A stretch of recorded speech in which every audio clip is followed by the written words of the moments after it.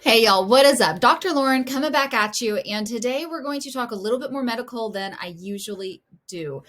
Given the current situation where we have a devastating shortage in baby formula, and myself having a medical background as well as having gone through becoming a nursing mother twice now, I'm now nursing my second child, and having had a lot of challenges with my first one from low supply, extreme pain, tons of different things. The second one's tongue tied, all these different things that I have a lot of experience in breastfeeding. So, this isn't really about business, although I might slip in a couple of tips here and there about being a mom who breastfeeds and does work full time while running a side income as well. The most of this is going to be about increasing your breast milk supply and helping to do that. So, without further ado, let's get started. Now, something that I think a lot of people don't think about as easily because it's really hard to skip this whenever we're pregnant. But the first thing you want to do is really start eating those galactagogs before you're actually delivering your baby. So whenever you know that you're pregnant, start getting in the habit of eating these foods that can actually help increase breast milk supply, can actually boost it. So that's what galactagogs are, and they can help you produce a lot better, but we want to actually start doing that even before we deliver. So once we deliver, there's kind of a smaller time frame there of getting that supply up and being, much more aggressive with trying to boost supply during that first time. But even before that, you can really help a lot. My first child, I did struggle with supply. It was difficult. We were afraid that we were going to have to start supplementing with formula. We never actually had to, but I was extremely diligent at making sure that I did the things I needed to do on a daily basis. So what are those things? Well, okay, I started making sure that I got in tons of my healthy omega-3s, and a balance between omega-3s and omega-6s. Salmon. I had salmon at least once a week, and as long as there's no contraindications for you, I recommend doing that as well. You do, while you're pregnant, want to make sure that you're not getting too much mercury, especially. So I say that with that caveat, and that making sure that you watch that. Tuna is one of the highest in mercury, so yeah, I really try to avoid that completely while pregnant. But making sure that you're balancing that, but still getting in those healthy omega fats like that. Another one that's really healthy for and along those lines are chia seeds, and there's no actual mercury in that, so that could also be a really great way to do that. Making sure you're getting the fish oil, and making sure that you're getting that daily multivitamin, the prenatal vitamin, also having it postnatal, so also having it after you deliver. Oatmeal. I have oatmeal every single morning. It is a fantastic way for you to decrease your cholesterol. It's a fantastic way for you to have heart health benefits, but also it helps boost milk supply. So that's super exciting. Other things that can help boost are asparagus, kale, any kind of leafy greens, anything like that. Make sure that you're trying to get those in as much as possible. Flaxseed is another one that is super great for that. Now, the way that I get in flaxseed, you can do that in shakes, you can do that however you would like, but I love to do flaxseed bread, and I actually do like a tortilla roll up with a little bit of almond butter and a little bit of banana every single morning. Absolutely love it. It's delicious. And I do it with my oatmeal. So I eat kind of, a heavy breakfast, but I'm hungry in the morning. That's one thing about breastfeeding, is that you're hungry. Along those lines, you're going to be really thirsty, especially right after you deliver. You've lost tons of fluid whenever you deliver your baby, and you need to replenish that ASAP. So make sure that you are just chugging water right after birth. You're probably going to want to do that anyhow. Your body's just going to trigger it, but making sure either way you're doing that. Every time you breastfeed, I want you to drink a glass of water, and if you can, get in a pump session afterwards. So that's another really great tip for you in making sure that you can help increase that breast supply and that breast milk supply. And making sure that you're doing that. It can be kind of scary because you're afraid to pump everything out to where baby doesn't get enough. But the truth is that the more your breasts are stimulated in that way, the more it's going to trigger your brain, and then trigger through that axis, trigger your breasts to produce even more. So really making sure you're staying on top of that. Whenever I had my first, and this is my own experience, obviously this does not replace any medical advice ever. Nothing on this video does. You have to actually speak to your own person, to your own healthcare provider, but there's definitely things that you can bring to them and say, hey, is this a safe thing for me to do? Should I be doing this in my scenario? What I can tell you from my first experience, what I did was making sure that every time we breastfed, as soon as I put him down to sleep, which was a little bit easier to put him down to sleep in my first one because he was premature. So, which also made breastfeeding a lot harder. And we'll talk about that too. We'll talk about the pain and latch and all that kind of stuff also. But, he kind of went to sleep. Preemies, tend to be really fussy when they're awake, but they will want to stay asleep. The hardest part was getting him to wake up in order to breastfeed. And we breastfed every 2 to 3 hours, nonstop, around the clock. I was awake. It was a blur. Don't even know how I did it, to be honest, but I did because I really, really wanted my baby to be breastfed, and it was hard, but I did that. And I want you to know that if you're having the mental mindset, I always talk about everything I do. I talk about the mental mindset. Let's dive into that for just a minute before we talk about, breastfeeding things that make it painful and things, tips for that. The mindset that you have can absolutely make or break whether or not you get through this time. Hear me when I say it is so hard to breastfeed. And Mama, I am so proud of you for doing your research, for being here right now, for wanting to show up for your baby and doing all that you can. And I want you to know that there's no guilt associated with not being able to do that. But remind yourself that even though it is so hard and you are so tired and you can't really just let daddy take a bottle or anything like that because you need that constant breast stimulation of baby nursing and then the pumping and drinking a glass of water or a bottle of water every single time you breastfeed is so hard and it's exhausting. But on the other side of that is a much easier life in certain things. So being a provider, I knew and I saw how many children did not tolerate formula. They spit it up. They were on other medications. The child wasn't growing as much because they were spitting up every time. Formula is really bad at making children spit up. So they weren't, some of them don't get their nutrients like they should. And on top of that, it's really expensive. You can theoretically do breastfeeding for completely free. Now, usually we end up getting things such as a pump and that type of stuff. But along those lines, you can usually get a pump from the hospital for free, or there's like tons of programs out there that will get you breast pumps if you are somebody who, is not a position to where you can buy one yourself. So you can talk to the health department. There's a lot of different avenues for that. You start at the hospital and somebody will be able to get you a breast pump, most likely get you one donated to you. Now, that is hard and it is a lot of work, but it is so worth it. And if you're in a place where it hurts really bad to breastfeed, I was there for the first 6 months of my first child, and it was insanity. I had blocked ducts all the time. I was having to use a nipple guard.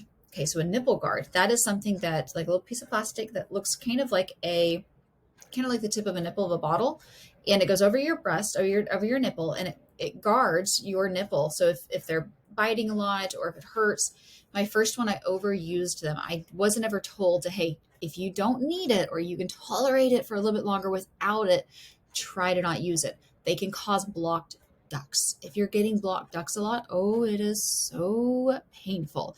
Now, there are tons of things that you can Google on resources for unblocking those, but warm heat can help, massaging it, having the child, breast milk. I have a picture of my first son and his butt's up over my shoulder because I had a blocked duct on the top and I was trying to make sure his chin was right over where that blocked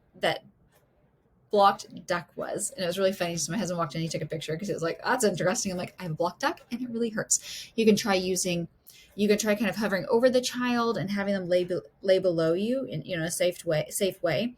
And that suction, that gravity kind of pulling down can theoretically help some. And that kind of downward motion that he or she will naturally have suckling can help pull up that blocked duct.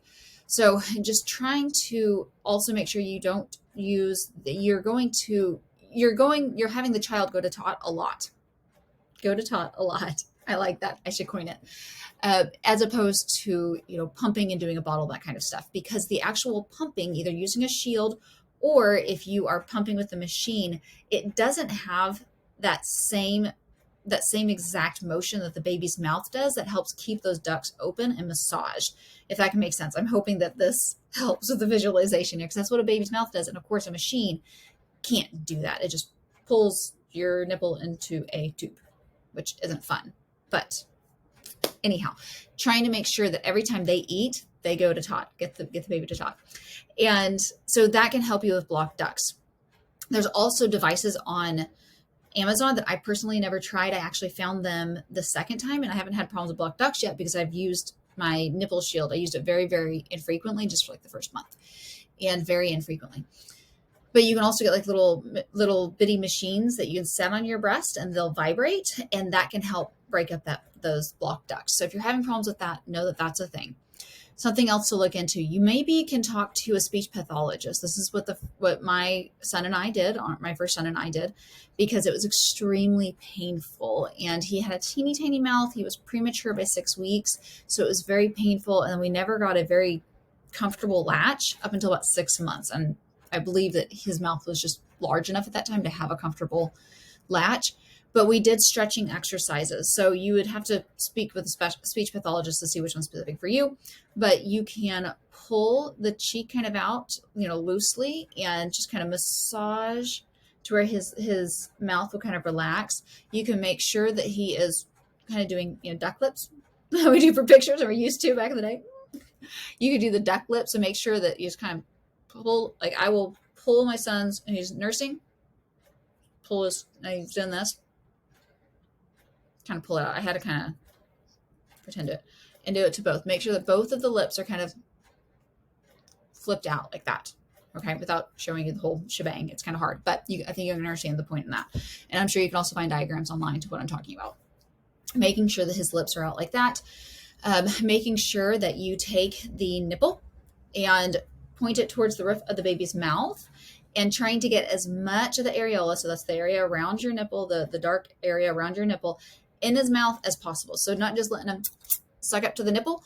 Don't you love all these like things I'm doing for you? Anyhow, making sure that they get a wide mouth and as much in there as possible, and then making sure that the nipple is up towards the roof of the mouth can also make sure that you get a good, healthy latch. If you're popping latch a lot, where he's falling off the tot, you can having that hurts every time they have to relatch. You can check into seeing if they're tongue-tied. That can be something that, you want to rule out with your provider. That's something you need to talk to them about. If that's happening, if they're choking on the milk a lot, that's something that we're dealing with my second one. And you can see about that. And there are treatments for that.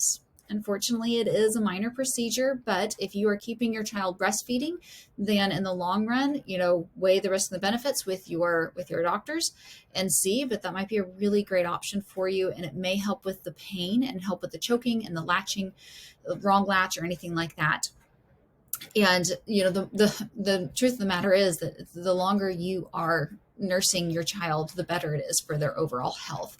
And reminding yourself, so back to the mindset, reminding yourself that this is boosting their immune system. This is giving them the best of the best milk nutrition that they can have, and knowing that no matter what, it is so healthy for your child.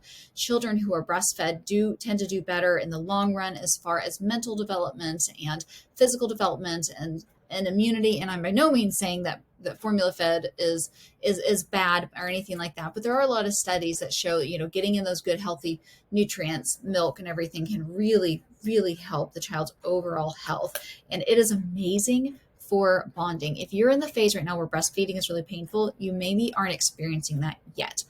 Don't give up. Hold on. Like I said, I went through 6 months of pure pain and agony, to the point that my husband at one point, reflecting back, he told me, I was hoping that you would have quit because it was just so stressful on him and the family and everything, because I was tired and everything.